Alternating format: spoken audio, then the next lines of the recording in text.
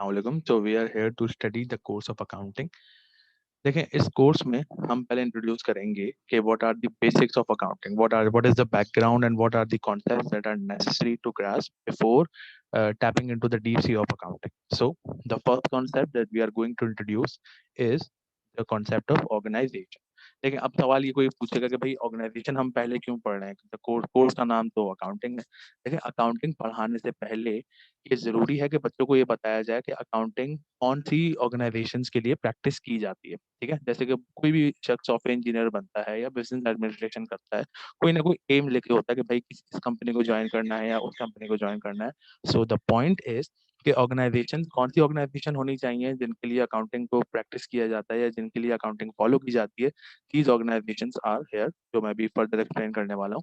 तो सबसे पहले तो हमें पता होना चाहिए कि ऑर्गेनाइजेशन इटसेल्फ क्या है, ठीक है? ऑर्गेनाइजेशन इज अ पर्सन और a group of people who put their combined efforts for the achievement of predetermined goals and objectives, ठीक है? यानी कि कोई भी एक इंसान या एक से ज्यादा लोग किसी भी काम के लिए, किसी भी मकसद के लिए या किसी एम के लिए अपना पैसा, अपना टाइम अगर इन्वेस्ट करते हैं to achieve that purpose, so that will be called an organisation.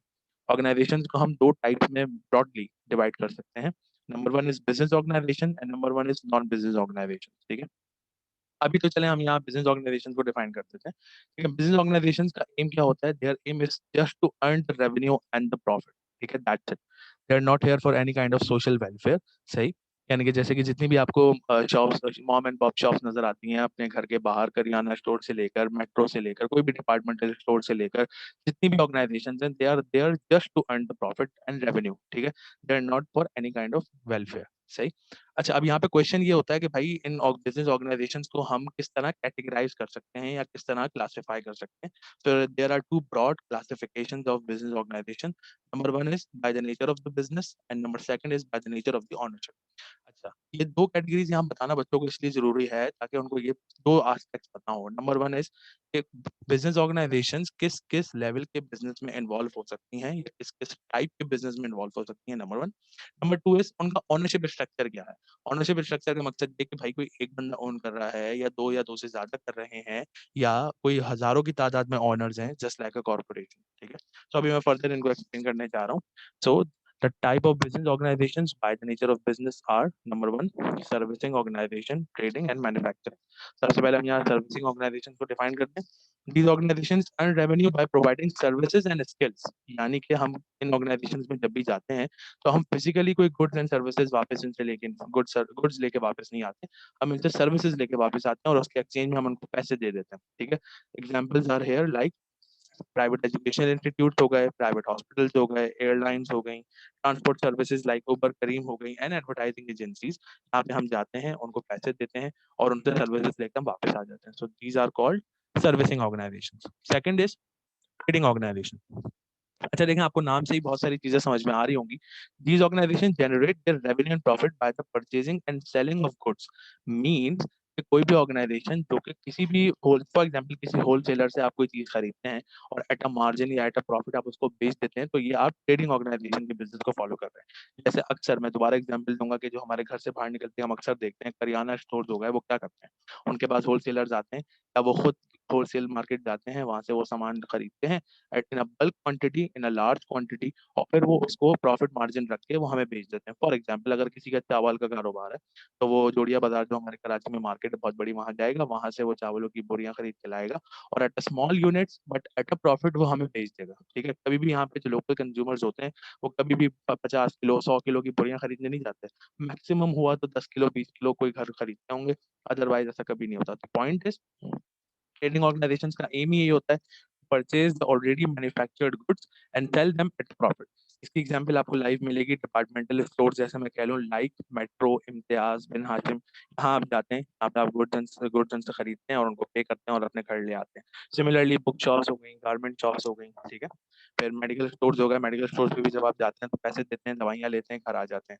Similarly furniture and home appliances shops पे भी जब भी आप जाते हैं तो दे लाइक के भाई वो परचेज करते हैं जब किसी होलसेलर से या किसी भी मैन्युफैक्चरर से और फिर उसको एट अ प्रॉफिट आपको सेल आउट कर देते हैं। So this is called trading organisation. तो सर्विसिंग ऑर्गेनाइजेशन और ट्रेडिंग ऑर्गेनाइजेशन का डिफरेंस क्या हो गया कि सर्विसिंग ऑर्गेनाइजेशन में कोई गुड्स इन्वॉल्व नहीं है, कोई फिजिकल या टेंजिबल गुड इन्वॉल्व नहीं है, लेकिन ट्रेडिंग ऑर्गेनाइजेशन में टेंजिबल गुड इन्वॉल्व है। लेकिन द मेथड इज जो भी ऑनर है वो गुड्स पहले खरीद रहा है किसी होलसेलर से या डिस्ट्रीब्यूटर से या किसी भी मैन्युफैक्चरर से, फिर आपको at a profit sell out कर रहा है। सही। Third concept is by the nature of business is manufacturing business, यानी कि जो तीसरी टाइप है that is manufacturing, which means organisation ना तो किसी से खरीद के बेच रही है, ठीक है, ना कोई सर्विस दे रही है। सिंपली ऑर्गेनाइजेशन पहले चीज रॉ मटेरियल एक्वायर करती है, फिर उसको फिनिश गुड में कन्वर्ट करती है, वो फिर एट अ प्रॉफिट उसको अगर बेचती है तो that will be called manufacturing organisation. इसकी एग्जांपल आप ऐसे ले लें, जैसे यहाँ मैंने एग्जांपल दी हुई है, टेक्सटाइल मिल्स हो गई, वो क्या करते हैं, वो अपने जितने भी सप्लायर्स होते हैं उनसे सामान इकट्ठा करते हैं, like cotton and all the necessary machinery, उसको वो गारमेंट्स में कन्वर्ट करते हैं और फिर वो एट अ प्रॉफिट सेल कर देते हैं। टेक्सटाइल इंडस्ट्रीज जो आ गई यहाँ की।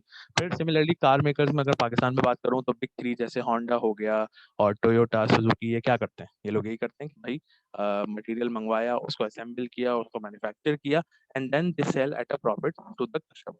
ठीक है। तो अगर आप इसको समराइज करें तो बिजनेस ऑर्गेनाइजेशंस को जो हमने कैटेगराइज किया था bye the nature of business कि वो कौन कौन से बिजनेसेस में इन्वॉल्व हो सकती हैं, तो these are three. Service organisation, यानी कि देयर इज नो फिजिकल और tangible good is involve. Trading organisation, जिसमें होता है ये कि कोई चीज होलसेलर से खरीदी और उसको एट अ प्रॉफिट और एट अ मार्जिन उसको सेल आउट कर दिया। Secondly, third the manufacturing organisation, which means कि आपने कोई चीज ना आप किसी से खरीद के बेच रहे हैं, ना कोई सर्विस दे रहे हैं, बल्कि अपनी चीज खुद बना के बेच रहे हैं। So this is called manufacturing organisation. अच्छा, the second broad category of business organisation is by the nature of ownership. देखें, सबसे पहले मैंने आपको बताया था business organisation by the nature of business, अब मैं बताने जा रहा हूँ business organisation by the nature of ownership. यानी कि ये भी तो क्वेश्चन राइज हो सकता है कि भाई ऑनरशिप स्ट्रक्चर क्या है, कि कोई सिंगल बंदा ओन कर रहा है या दो बंदे कर रहे हैं या दो से ज्यादा हैं या कितने लोग हैं। सो ऑन दीज बेसिस हम इसको कैटेगराइज करते हैं, तो इसको हम कहते हैं on business organizations by the nature of ownership. The first one is sole proprietorship. लेकिन सोल प्रोप्राइटरशिप का एज द नेम सजेस्ट, यहाँ पे मकसद ये है कि कोई भी बिजनेस जिसका एक सिंगल ऑनर हो that will be called a sole proprietor and his और her business will be called sole proprietorship. यानी कि सारा पैसा आपके, फॉर एग्जांपल मैं हूँ, मैंने सर मेरे पास 5 लाख रुपए थे, मैंने कोई करियाना स्टोर खोल लिया, तो I am single owner of that business. ठीक है। No one is sharing profit और लॉस विद मी। ठीक है। और जितने भी एक्सपेंसेस होंगे बिजनेस बिजनेस के मेरे, वो सब मुझे डील करने हैं। ठीक है। अच्छा, इसका एक एडवांटेज ये है कि जितना भी आप कमाते हैं वो आपकी जेब में जाता है। ठीक है। देयर इज नो वन जिससे आप अपना प्रॉफिट शेयर करें। लेकिन द मेन डिसएडवांटेज ये है कि अगर आपने बिजनेस को चलाने के लिए कुछ कर्जे वगैरह लिए, लोन्स वगैरह लिए या जितनी भी फाइनेंस वगैरह ली, अगर वो आप at a time at the desired time period आप उसको पे नहीं कर पाए, तो you are going to be personally liable और personally responsible for the expenses of the business और the debts of the business. तो पॉइंट इज कि फॉर एग्जाम्पल आपने 10 लाख रुपए का भाई लोन ले लिया, चलो भाई मैं कारोबार करने जा रहा हूँ, मेरे पास 5 लाख है, 10 लाख मैंने किसी और से ले लिए एज अ लोन और अपना बिजनेस चलाना शुरू कर दिया। अब गुजरते गुजरते 1 साल गुजर गया, 2 साल गुजर गया, प्रॉफिट नहीं हो रहा, कोई मेरा जो है बिजनेस ग्रो नहीं कर रहा। अब अगर वो दिवालिया हो जाता है, जिसको हम बैंक बोलते हैं बिजनेस टर्म, तो जितना भी नुकसान होगा वो मुझे पर्सनली बेयर करना पड़ेगा। So this is the main advantage as well. अगर प्रॉफिट हुआ तो मेरी जेब में, लेकिन this is also the main disadvantage कि अगर लॉस भी हो गया, फिर अब वो भले ही बिजनेस की वैल्यू से ज्यादा का लॉस अगर इन केस हो गया, ये बाय कि भाई अगर आपने किसी से उधार में माल लिया हुआ था, बिजनेस पूरा चला रहे थे आप, लेकिन आपका टर्नओवर नहीं हो पा रहा था, आप चीजें बेच नहीं पा रहे थे, तो आपको नुकसान हो गया, पूरा का पूरा बिजनेस ही ठप हो गया आपका। तो पॉइंट इज कि you are going to pay for that for these expenses from your own pocket. तो this is the main disadvantage. ठीक है। अच्छा, अब हम आ जाते हैं पार्टनरशिप पे। देखें, partnership as the name suggest, sole proprietorship में अगर सिंगल था ऑनर, यहाँ पे क्या होगा, यहाँ पे दो या दो से ज्यादा। ऑब्वियसली पार्टनरशिप का मकसद ये है कि एक के लिए नहीं, दो या दो से ज्यादा लोग होंगे, 10 20 मैक्सिमम 20 30 इस तरह होंगे, तो that will be called a partnership. लेकिन इसमें और सोल प्रोप्राइटरशिप में डिफरेंस ही यही है कि आप एक के बजाय, वो कहते हैं ना एक से पहले दो, तो ये वो वाली अप्रोच है। यहाँ पे आप वेरियस लोग जिनके पास फाइनेंस हो या नॉलेज हो बिजनेस की या एक्सपर्टीज हो, उनको आप एज अ पार्टनर इंडक्ट कर लेते हैं और अपना बिजनेस इनकॉर्पोरेट करके स्टार्ट करके शुरू कर देते हैं। तो the point here is this ये पार्टनरशिप जो है वो स्मॉल बिजनेसेस के लिए बहुत ज्यादा फॉलो की जाती हैं, जस्ट लाइक सोल प्रोप्राइटरशिप। ये वही बात है कि भाई मेरा कोई फास्ट फूड का चेन मैंने अकेले खोला था, अब ये हो रहा है कि मुझे जो फाइनेंसेस चाहिए वो बहुत ज्यादा हैं और मैं पर्सनली उनको नहीं केटर कर पा रहा, तो मैंने अपने किसी भाई या किसी रिश्तेदार को एज अ पार्टनर इंडक्ट कर लिया और कहा कि चलो भाई मैंने 30 लाख इन्वेस्ट किए, मैं 20-30 लाख तुम भी कर दो, हम प्रॉफिट शेयर जो रेशो जो है हम उसको अग्रीड अपॉन रेशो करके हम उससे शेयर कर लेंगे जो भी हुआ। तो इसमें होता ही है कि आपको बिजनेस को ग्रोथ की अपॉर्चुनिटी मिल जाती है। मोस्टली होता ही ये है कि लोग सोल प्रोप्राइटरशिप से शुरू करते हैं, they eventually they convert it into a partnership, क्योंकि उनके पास फिर इतने फाइनेंसेस नहीं होते to grow their businesses. Okay, this is the point. अच्छा, जैसे कि मैंने बताया था कि सोल प्रोप्राइटरशिप में था कि उसमें owner is personally liable for the expenses और the obligations of the business. Similarly this is the case with the partnership, यानी कि जो भी एक्सपेंसेस होंगे बिजनेस के, जो भी लाइबिलिटीज होंगी, कर्जे होंगे, लोन्स होंगे, अगर खुदा ना खास्ता आपका बिजनेस बैंकरप्ट हो गया, so the partners are going to be personally liable for all these expenses या all these loans। सही है। इसका वही फिर दूसरा एडवांटेज भी यही है कि भाई अगर आपको प्रॉफिट हुआ, फॉर एग्जांपल एक बंदे ने 40 लाख रुपए इन्वेस्ट किए, दूसरे ने 40 लाख इन्वेस्ट किए, टोटल तो हो गए 80 लाख, लेकिन इन दोनों की इन्वेस्टमेंट यानी कि 50-50% बन रही है। तो इनकी इस बेसिस पे अगर आपने profit and loss sharing ratio 50-50% रख लिया, तो इन केस अगर 5 लाख का प्रॉफिट होता है तो 2.5 लाख मिस्टर ए को चले जाएंगे, 2.5 लाख मिस्टर बी को चले जाएंगे। लेकिन साइमल्टेनियसली अगर 10 लाख का नुकसान हो गया, तो 5 लाख रुपए का नुकसान मिस्टर ए को बेयर करना पड़ेगा एंड 5 लाख का नुकसान मिस्टर बी को बेयर करना पड़ेगा। तो this is the main feature of partnership, कि इसमें बस ये होता है कि you just mitigate the risk, यानी कि अगर आप इसी केस को आप सोल प्रोप्राइटरशिप में ले लें, अगर आपको 20 लाख का नुकसान होगा तो वो पूरा आपको बेयर करना है। इससे बेहतर ये था कि पार्टनरशिप अगर होती और आपने बिल्कुल इक्वल रेशो रखा हुआ होता है इन्वेस्टमेंट का और प्रॉफिट एंड लॉस शेयरिंग का स्पेशली, तो उसमें ये होता है कि अगर 20 लाख का नुकसान हुआ है और अगर आप दो पार्टनर हैं तो 10 लाख आप बेयर करेंगे, 10 लाख दूसरा बेयर करेगा। तो this is the main advantage of partnership कि यहाँ पे प्रॉफिट अगर कॉम्प्रोमाइज हो रहा है तो कहीं ना कहीं लॉस में भी हो रहा है। सही। Now now moving forward to corporation. अब यहाँ पे कॉन्सेप्ट देना है कॉर्पोरेशन का। ठीक है। अब तक जो हमने बिजनेस की फॉर्म्स जो पढ़ी है by the nature of ownership, they are very very simple. ठीक है। और सोल प्रोप्राइटरशिप में भाई सिंगल पर्सन है, कर लिया बिजनेस, कमा लिया पैसा। पार्टनरशिप में दो या दो से ज्यादा लोग आ गए। लेकिन कॉर्पोरेशन में देयर इज अ टेक्निकलिटी, यानी कि यहाँ पे एक या दो की बात नहीं होगी, यहाँ पे बहुत सारे हजारों की टर्म्स में भी ऑनर्स हो सकते हैं। इसकी एग्जांपल मैं ऐसे देता हूँ कि आपने पाकिस्तान स्टॉक एक्सचेंज का नाम सुना होगा, वहां पे जितनी भी कंपनीज होती हैं, आपने शेयर्स का भी नाम सुना होगा। अब आजकल आई डोंट थिंक कि कोई भी ऐसा बच्चा है कि जिसको शेयर्स का नहीं पता होगा। तो टेक्निकल नॉलेज ना होना एक अलग बात है, लेकिन शेयर्स का सुना सबने होता है, पाकिस्तान स्टॉक एक्सचेंज हो गया, शेयर्स हो गया। सो द पॉइंट इज, तो स्पेशली पब्लिक लिस्टेड कंपनीज होती हैं, लिस्टेड कंपनीज जो स्टॉक एक्सचेंज में होती हैं, जैसे मैंने यहाँ नाम दिए हुए हैं, एंग्रो कॉर्पोरेशन ले लें आप, लकी सीमेंट ले लें, एटक पेट्रोलियम ले लें, फौजी फर्टिलाइजर्स ले लें, they are the star performers in Pakistan और इन पाकिस्तान स्टॉक एक्सचेंज चाहिए currently. So the point is, इसमें ये होगा कि फॉर एग्जाम्पल एंग्रो को 1 बिलियन रुपीज की जरूरत थी। ठीक है। अब 1 बिलियन रुपीज भाई कैसे मिले उनको? तो पॉइंट वो ये करते हैं कि वो 1 बिलियन रुपीज को स्मॉल यूनिट्स में डिवाइड कर देते हैं। फॉर एग्जाम्पल 1,000 रुपीज या फॉर एग्जाम्पल 10,000 रुपीज। तो अगर आप for example there is a person in your class जिसने एंग्रो के 1 लाख रुपए के शेयर्स ले लिए, सही है। अब तो इसमें हुआ क्या, वो बंदा जिसने भी एंग्रो के 1 लाख रुपए के शेयर्स बाय किए, he is going to own that amount in this organisation, यानी कि अब आप 1 लाख रुपए से एंग्रो के मालिक हो चुके हैं। ठीक है।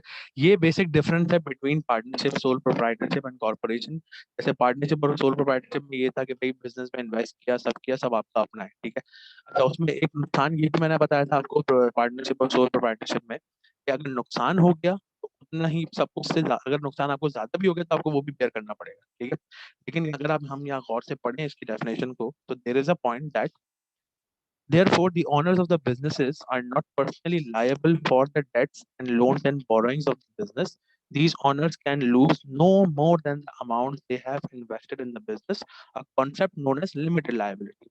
अब मैं इसको थोड़ा सा एक्सप्लेन करता हूँ। ये बहुत डिस्टिंग्विशिंग फैक्टर है between sole proprietorship and partnership. कैसे? वो ऐसे कि जैसा अभी मैं पहले एग्जांपल दे रहा था कि किसी भी आपकी क्लास में से किसी भी बंदे ने लेट सपोज एंग्रो के 1 लाख रुपए के शेयर खरीद लिया, तो भाई अब वो 1 लाख रुपए से मालिक हो गया एंग्रो का।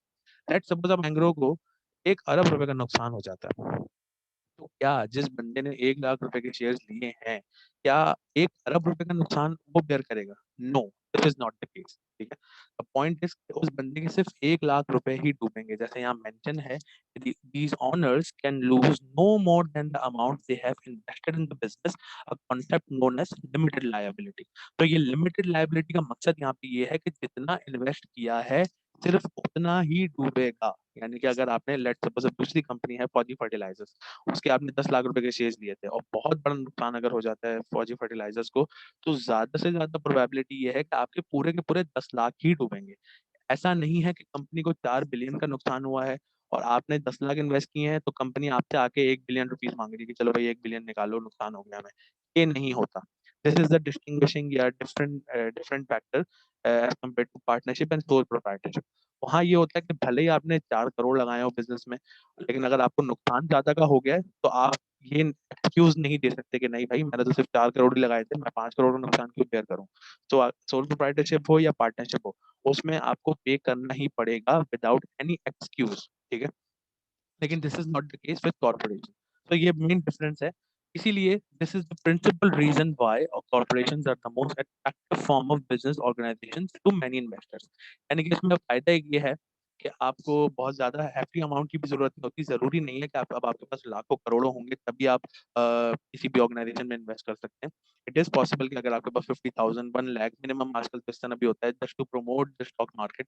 यहाँ पे जो म्यूचुअल फंड्स वाले हैं या जितनी भी फाइनेंशियल इंटरमीडियरीज हैं, दे ऑफर पैकेजेस कि भाई जितनी भी फाइनेंशियल इंक्लूजन करनी हो लोगों की तो वो छोटे अमाउंट से भी भले ही चाहें तो कॉर्पोरेशन में इन्वेस्ट कर सकते हैं।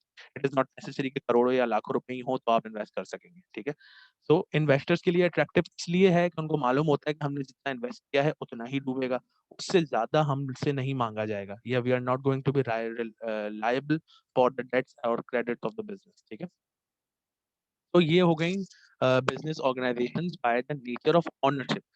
अब इसको मैं जरा समराइज कर दूं। यहाँ पे मैंने बिजनेस ऑर्गेनाइजेशन बताया था। ठीक है। इनका मोटिव क्या होता है? To earn the revenue and the profit. ठीक है। फिर मैंने बताया कि इनको हम कैटेगराइज कर सकते हैं bye the nature of business and by the nature of ownership. Bye the nature of business मैंने बता दिया था, सर्विसिंग ऑर्गेनाइजेशन है, ट्रेडिंग ऑर्गेनाइजेशन है, मैन्युफैक्चरिंग है। इनके की डिफरेंसेस भी मैंने बता दिए। Similarly bye the nature of ownership structure मैंने बता दिया कि भाई एक बंदा ओन कर रहा है तो it will be called sole proprietorship. दो कर रहे हैं या दो से ज्यादा कर रहे हैं तो it will be called partnership. सही है।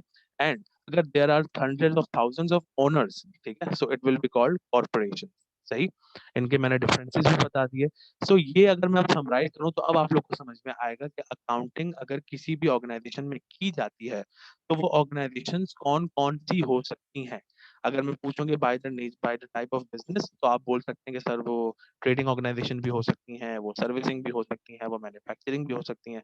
सिमिलरली मैं आपसे पूछूं कि भाई bye the nature of ownership वो कौन सी ऑर्गेनाइजेशन हो सकती है जहाँ पे अकाउंटिंग फॉलो होती होगी या अकाउंटिंग को प्रैक्टिस किया जाता होगा। सो आप ये भी जवाब दे सकते हैं कि sole proprietorship, partnership and corporation. तो अकाउंटिंग पे चलने से पहले ये ऑर्गेनाइजेशन का एक पूरा ओवरव्यू देना बहुत बहुत जरूरी था, ताकि बच्चों को पता हो कि अकाउंटिंग की क्यों जाती है और कौन सी ऑर्गेनाइजेशन के लिए की जाती है। सिमिलरली ये बिजनेस ऑर्गेनाइजेशंस कवर हो गई। Now the second broad category of organization is non business organization. जैसे अब बिजनेस ऑर्गेनाइजेशन में मैंने आपको बता दिया था कि there are two broad categories, like by the nature of ownership and by the nature of type of ownership structure and the nature of business. अब यहाँ पे there are no categories of non business organization. यहाँ पे simple example है कि these type of organizations provide services without earning any revenue। लेकिन अगर हम इसको ऊपर से थोड़ा सा रिव्यू कराऊं तो ऊपर मैंने बताया था कि बिजनेस ऑर्गेनाइजेशंस का एम क्या है? The aim of these organization is to earn revenue and profit. ठीक है। लेकिन the aim of non business organizations is to provide the services without earning any revenue and profit. तो अगर आप organisation को आप ब्रॉडली क्लासिफाई करें तो it is going to be like business organisation and non business organization. Business organization मैंने अभी बड़ी डिटेल में बता दिया। नॉन बिजनेस ऑर्गेनाइजेशन की यहाँ पे एग्जांपल दी हुई है, लाइक गवर्नमेंट स्कूल्स हो गए, गवर्नमेंट हॉस्पिटल्स हो गए, ट्रेड यूनियंस हो गई। सही है। यानी कि जब भी आप इन जगह पे जाते हैं तो ये आपसे कोई पैसे नहीं लेते सर्विसेज प्रोवाइड करने के लिए। गवर्नमेंट की आर्म फोर्सेज हो गई, like army, navy, air force, police and other social welfare department of the organization और द कंपनी, जो कि हमें प्रोवाइड करते हैं services without taking any money in exchange. ठीक है। so this will be called non business organization। अच्छा, non business organizations में भी अकाउंटिंग फॉलो होती है। ठीक है। तो it was necessary to inform कि ऑर्गेनाइजेशन क्या है इटसेल्फ, ऑर्गेनाइजेशन की कैटेगरीज क्या है, अब आप लोग को अंदाजा होगा कि अकाउंटिंग करने से पहले कि why it was necessary to understand the concept of organization. सही। अच्छा, अब आ जाते हैं कि व्हाट इज अकाउंटिंग। देखिए, अकाउंटिंग को बहुत सारे स्टूडेंट के जब भी ज़हन में बात आती है, जिनका कॉमर्स या इंटर कॉमर्स से बैकग्राउंड नहीं है, या जिन्होंने कभी ये टर्म कभी समझी नहीं होती, तो जब मैंने भी जब इंटर कॉमर्स नहीं किया हुआ था, तो मुझे भी ये लगता था कि अकाउंटिंग बहुत ही कोई टेक्निकल बात है जो शायद समझ में ना आए, but this is not the case. हम अपनी प्रैक्टिकल लाइफ से लेकर जब से हम फिर बड़े होते हैं, थोड़ा सा मेच्योर होते हैं, हम अकाउंटिंग को फॉलो कर रहे होते हैं कहीं ना कहीं, हमें अंदाजा नहीं होता। ठीक है। यानी कि जब हम घर का बजट बना रहे होते हैं, हम घर के फाइनेंसेस को अरेंज कर रहे होते हैं, तो कहीं न कहीं हम अकाउंटिंग में ही लगे हुए होते हैं कि फॉर एग्ज़ाम्पल सैलरी इतनी है, उसमें से घर का खर्चा कितना चलाना है, हम एलोकेशन करते हैं कि बिजली का बिल इतना आना है, घर की ग्रोसरीज़ का इतना एक्सपेंस है, मेडिकल एक्सपेंसेस इतने हैं, रिक्रिएशनल एक्सपेंसेस इतने हैं। तो ये जो हम रिसोर्स एलोकेशन करते हैं, दिस इज़ अकाउंटिंग। जो हम फाइनेंसेस को डील करते हैं, दिस इज़ अकाउंटिंग। तो accounting is not a technical thing. हाँ, इसके कुछ प्रिंसिपल्स हैं, कुछ प्रैक्टिसेज़ हैं, कुछ फॉर्मेट्स हैं, कुछ प्रोसीजर्स हैं जो हमें पता होने चाहिए कि एक लेमैन में और एक एजुकेटेड पर्सन में डिफरेंस क्या होता है, वो अभी हम आपको पता चल जाएगा। ठीक है? So now moving forward towards the definition of accounting. Accounting is the art of interpreting, measuring and communicating the results of economic activities. यानी कि जो भी इकोनॉमिक एक्टिविटी होगी in terms of monetary values obviously, तो उसको पहले तो major करना, फिर इंटरप्रेट करना एंड देन कम्युनिकेट करना, that is accounting. The second most popular definition is accounting is the language of business because of its role in maintaining and processing all the relevant financial information that an entity requires. ठीक है। यानी कि एक entity, जो भी entity का word यहाँ पे यूज होता है फॉर ऑर्गेनाइजेशन। ठीक है, इसको आप लोग जरा सा समझ लें। एंटिटी का मकसद ऑर्गेनाइजेशन होता है। सही।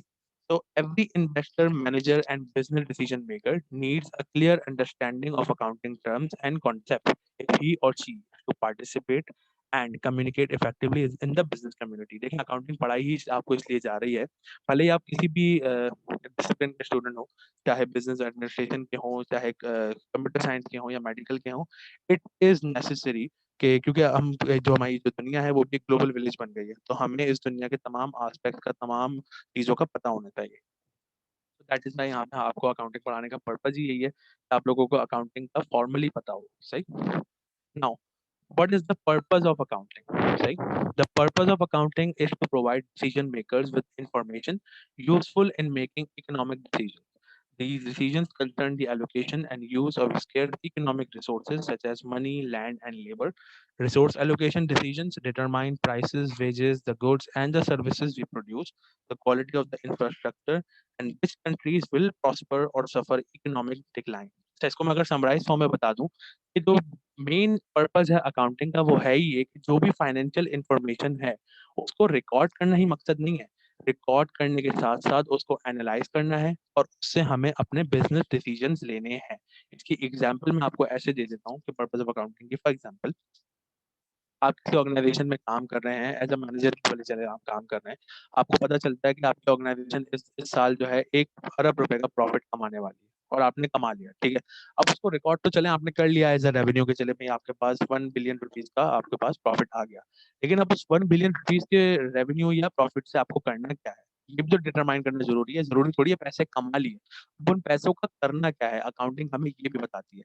व्हाट कहाँ कहाँ उनकी एलोकेशन करनी है, किस तरह उन फंड को यूटिलाइज करना है, अकाउंटिंग हमें इस चीज में भी हेल्प करती है। ठीक है। फॉर एग्जाम्पल, अब आपने 1 बिलियन रुपीज कमा लिए, अब आपको उसमें से अपने एक्सपेंसेस भी पे आउट करने होंगे, बिजनेस में कुछ इन्वेस्टमेंट भी करनी होगी, बिजनेस में कुछ चीजें, फॉर एग्जाम्पल अगर आपका कोई मैन्युफैक्चरिंग बिजनेस है तो कंपनी की कुछ मशीन खराब भी हुई होंगी, भाई वो भी खरीदनी होंगी या उनकी मेंटेनेंस करानी होगी। तो अकाउंटिंग जब भी कोई आप फॉर्मली करते हैं, प्रैक्टिस करते हैं किसी भी ऑर्गेनाइजेशन में, तो उसका मकसद सिर्फ recording the transaction, business transaction नहीं होता, बल्कि रिकॉर्ड करने के साथ साथ उनको एनालाइज भी करना है और उसकी मदद से रिसोर्स एलोकेशन आपने परफेक्ट परफेक्ट करनी होती है। ठीक है। जैसे मैंने यहाँ बताया कि resource allocation decisions, they determine the prices, wages, the goods and the services we produce, the quality of the infrastructure, and which countries will prosper or suffer economic decline. ठीक है। हमारे मुल्क का अनफॉर्चुनेटली ये सिनेरियो है कि यहाँ पे रिसोर्स एलोकेशन इतनी खास नहीं है। फॉर एग्जांपल, हमें नहीं पता कि इंफ्रास्ट्रक्चर आपके सामने कराची का इंफ्रास्ट्रक्चर कैसा है, लेकिन अगर मैं यूएस की बात करूँ या यूरोपियन कंट्रीज की बात करूँ, तो उनके यहाँ क्योंकि प्रैक्टिसेस बड़ी ऑनेस्ट है, they are diligent, they are honest, तो वहाँ होता ही है कि they know how to divide the funds. Okay. तो यहाँ पे पर्पस ऑफ अकाउंटिंग बताने के बाद एक दफा और रिफ्रेश कर लें अपने माइंड को कि देखें अकाउंटिंग को जैसे मैंने कहा कि it is the language of the business. इसकी मैं एक थोड़ी सी प्रॉपर एग्जांपल आप लोगों को दे दूं। The example is very simple. जब भी हम कोई एग्जाम देते हैं हमारी मार्कशीट आती है, ठीक है। हम अपने घर पे आते हैं तो अपने मुंह से बता रहे होते हैं कि हमने बड़ा एग्जाम अच्छा किया है, सही है। तो ये एग्जाम अच्छा कर लेना, या कोई बच्चा बोलता है मैंने एग्जाम बहुत अच्छा कर लिया है, सो दिस इज अ वेग टर्म, ठीक है। पेरेंट्स को या हमारे जो भी गार्जियंस हैं या जो भी टीचर्स हैं उनको थोड़ी मालूम कि हमने एग्जाम में एक्चुअली परफॉर्म कैसा किया। अब पता कैसे चलेगा कि एक्चुअल परफॉर्मेंस हमारी एग्जाम में क्या है? वो ऐसे पता चलेगा जब हमारे नंबर्स आएंगे या हमारी मार्कशीट्स आएंगी। इंटर में अगर आपने पेरेंट्स को आके बताया सेकंड ईयर में कि आपने बहुत अच्छे पेपर दिए थे, लेकिन जब आपकी ये मार्कशीट्स आती हैं उसमें लेट सपोज बी ग्रेड आता है। सो अब आपके जो आपने खुद स्टेटमेंट दिया था अपने मुंह से वो था कि भाई बहुत अच्छे पेपर हुए हैं, लेकिन आपकी मार्कशीट पे लिखा हुआ आ रहा है बी ग्रेड। तो देर इज अ डिफरेंस, ठीक है। There is a contradiction in your words and the marksheet, ठीक है। तो इसकी मैं इसी तरह मैं आपको एग्जांपल दूंगा कि बिजनेस है।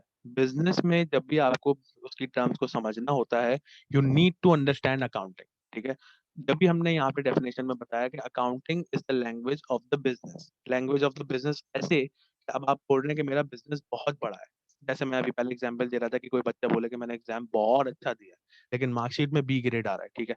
सिमिलरली अगर आप बोलते हैं कि आपका बिजनेस बहुत बड़ा है लेकिन आपका बिजनेस टोटल वैल्यू अगर कोई in terms of monetary value कोई निकालता है वो 1 लाख रुपए बन रही है, तो कोई सेंस नहीं बन रहा ना ये कहने का कि मेरा बिजनेस बहुत बड़ा है।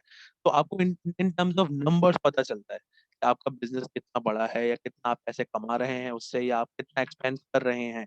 तो इन टर्म्स ऑफ नंबर्स अगर आपको पता लगाना है, so that is why you need accounting and this is accounting basically. कि अगर आपको अकाउंट का मकसद ही यही है कि इन टर्म्स ऑफ नंबर्स अगर आप किसी चीज को इंटरप्रेट करते हैं, रिकॉर्ड करते हैं, एनालाइज करते हैं फॉर डिसीजन मेकिंग पर्पसेस, ठीक है।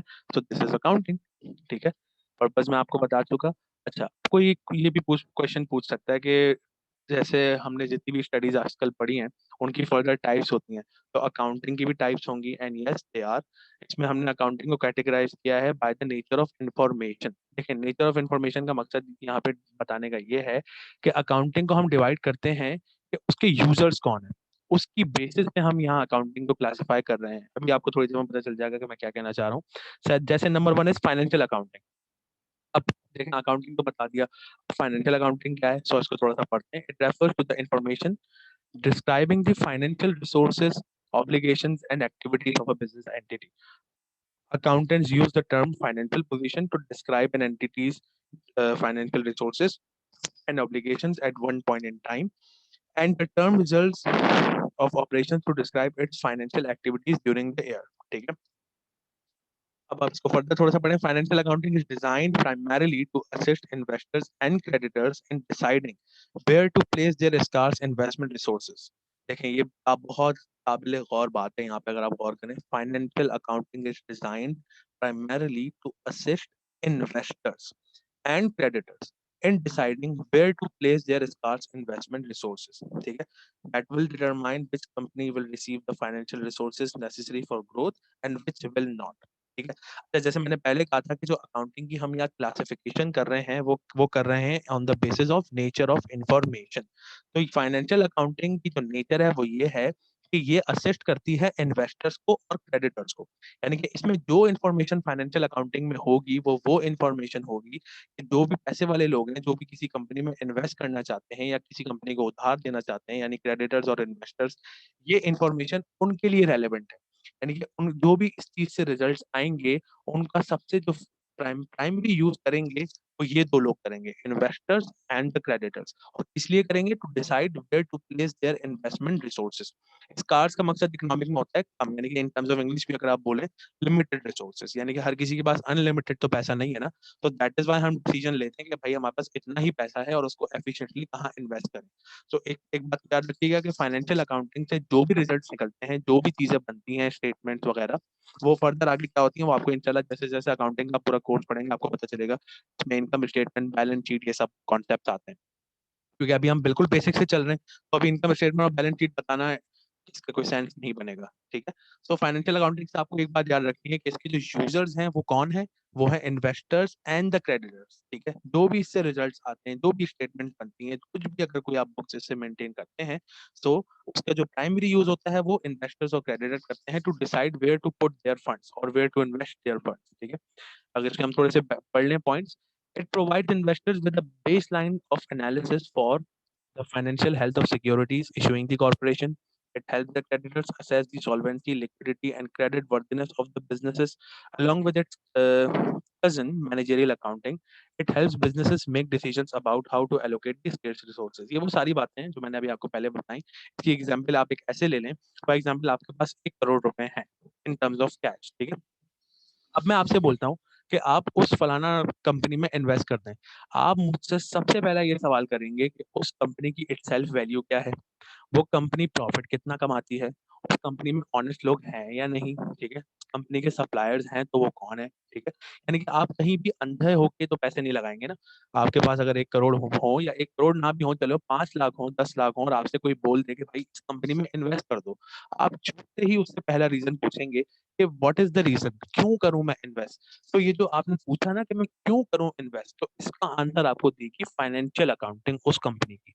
आप जाएंगे, आप बोलेंगे इस कंपनी का मुझे प्रॉफिट एंड लॉस स्टेटमेंट दिखाओ कि अब तक अगर ये कंपनी 5 साल से है तो इसने 5 साल में कितना पैसा कमाया है, कितना गवाया है, सही है।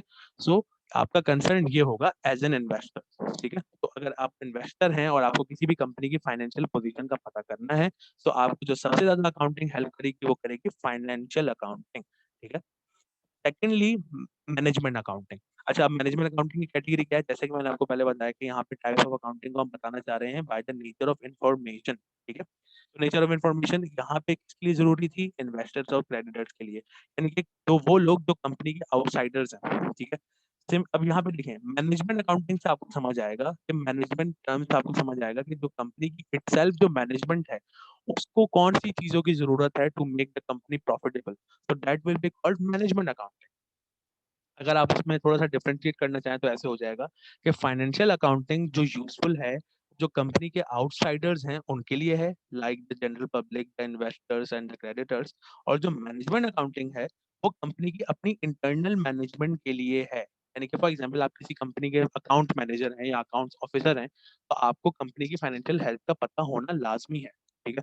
अगर आपको किसी कंपनी की फाइनेंशियल हेल्थ का ही नहीं पता कि वो कितना प्रॉफिट कर रही है, कितना लॉस कर रही है, तो आप वही रिसोर्स एलोकेशन कैसे करेंगे कि इतना पैसा इसके लिए रखना है, इतना पैसा एडवर्टाइजिंग के लिए रखना है, इतना पैसा इक्विपमेंट खरीदने के लिए रखना है।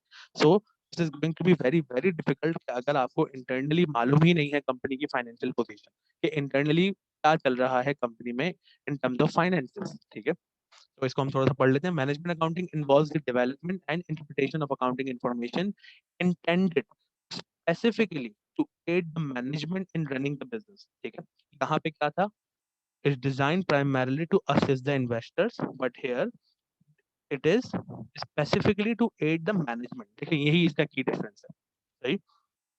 Managers use this information in setting the company's overall goals, evaluating the performance of the departments, and deciding whether to introduce a new line of products in making all types of managerial decisions, ठीक है।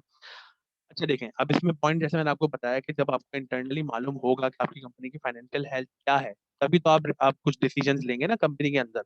अब वो decision कौन कौन से हो सकते हैं, यहाँ पे मैंने कुछ लिस्ट डाउन किए हुए हैं, जैसे कि बिजनेस मैट्रिक्स डेवलपमेंट, ये आपको फर्दर एक्सप्लेन इंशाल्लाह जब अकाउंटिंग आप पढ़ते जाएंगे आपको, और थोड़ी सी इकोनॉमिक्स भी आप पढ़ेंगे तो आपको इंशाल्लाह पता चल जाएगा। Price modelling, product profitability, rate and volume analysis, cost analysis, specially specially cost analysis की यहाँ मैं बात करूंगा, ठीक है। इंटरनली जब आप अपनी कॉस्ट एंड प्रॉफिट्स का जब आप एनालिसिस करते हैं तो आपको पता चलता है कि आपका कितना पैसा कहाँ ड्रेन हो रहा है, ठीक है। तो आप इससे ये भी एनालाइज कर सकते हैं कि अब मुझे इतना पैसा इस चीज में लगाना है या नहीं। कोई इक्विपमेंट फॉर एग्जाम्पल आपका 1 करोड़ रुपए का इक्विपमेंट है, लेकिन आप महाना उससे सिर्फ 5,000 या 10,000 की चीजें बना रहे हैं, तो मैनेजेरियल अकाउंटिंग आपको ये आइडेंटिफाई करके बताएगी कि ये जो इक्विपमेंट है ये आप प्रोडक्टिवली यूज नहीं कर रहे।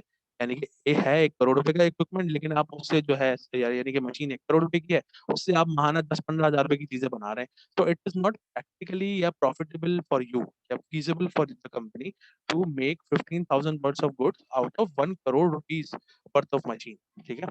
तो ये आप कॉस्ट एंड बेनिफिट एनालिसिस भी कर सकते हैं। So these are all what internal managerial decisions जो इसमें हेल्प करेगी आपको मैनेजमेंट अकाउंटिंग। अगर आप मैनेजमेंट अकाउंटिंग को फॉलो करेंगे तो आप इन तमाम इंटरनल डिसीजंस को इफेक्टिवली कर सकते हैं। ठीक है? जिसमें फाइनेंशियल फोरकास्टिंग का मैं यहाँ एक दफ़ा एक चीज़ बता दूँ। फाइनेंशियल फोरकास्टिंग का यहाँ पे मकसद ये है कि आप प्रोजेक्शन भी करते हैं। फॉर एग्ज़ाम्पल अगर आप 2021 में हैं, तो आपने बहुत सारी अमेरिकन कंपनीज़ की आप अगर आप सीएनएन मनी या बीबीसी मनी फॉलो करते हैं ऑन फेसबुक वगैरह, तो वो बता रहे होते हैं कि कंपनीज़ जो हैं वो प्रोजेक्ट कर रही हैं कि they are going to be carbon neutral by 2030 या they are going to be a trillion dollar company by 2025। तो व्हाट इज़ दिस? ये कहलाती है प्रोजेक्शंस या फोरकास्टिंग। कि भाई हम इतना पैसा कमाने जा रहे हैं अगले आने वाले 5 सालों में, या इतना पैसा हम खो सकते हैं या गँवा सकते हैं आने वाले 2 सालों में। तो this is called financial forecasting, ठीक है? कि कितनी सेल्स आप जनरेट करेंगे, कितना रेवेन्यू जनरेट करेंगे, कितना पैसा कमाएँगे। तो ये सब कैसे होगा?